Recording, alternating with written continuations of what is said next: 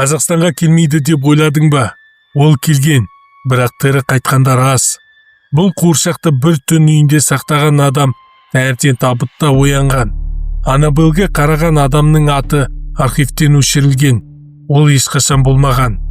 Осы видеоны соңына дейін көруге кеңес беремін. Сәлем, қорқынышты оқиғаларды сүйетін көрермен. Арнаға тіркеліп, қазақша контентті қолдап кет.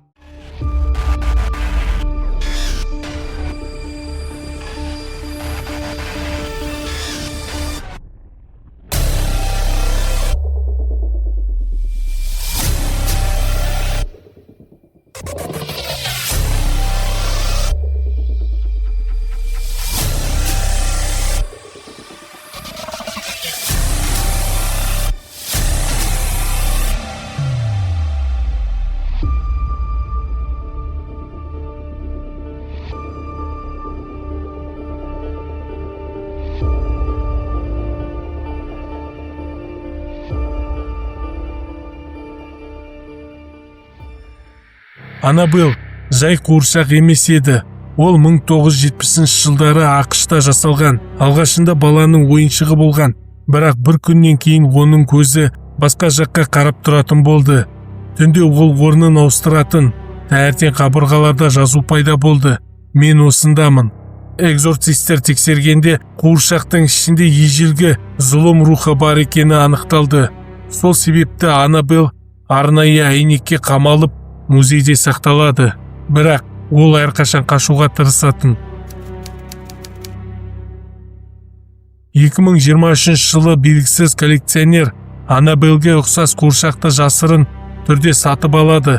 Құжатта ол антиквариант деп көрсетілген. Контейнер бағыты ақш, Түркия, Қазақстан. Алматы әуежайында бір жүк тексерілмей өтіп кетеді. Сол түні күзетші өз-өзіне қол жұмсады. Камераларда тек бір кадр бар еді.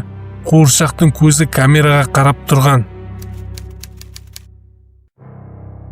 Қуыршақ уақытша бір ескі пәтерге қойылды.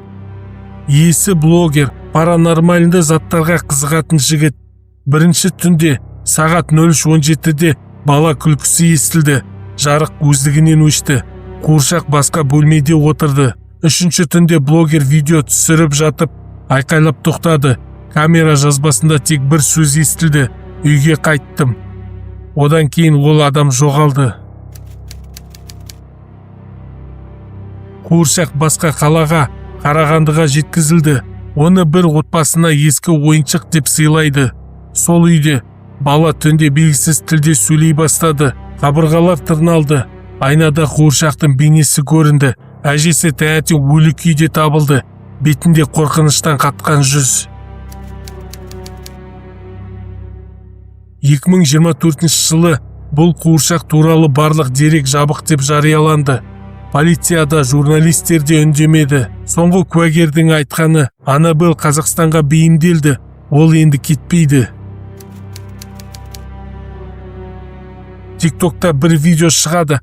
Кадрда ескі қазақ үй, төрде отырған қуыршақ. Видео соңында жазу пайда болады. Келесі сен. Видео өшірілді. Ал аккаунт ешқашан болмаған. Егер видео ұнаса, арнаға тіркеліп лайк басып, өз пікіріңді қалдырып кет. Әрине, мен оқимын. Қазақша контенттің дамуына қолдауларың қажет.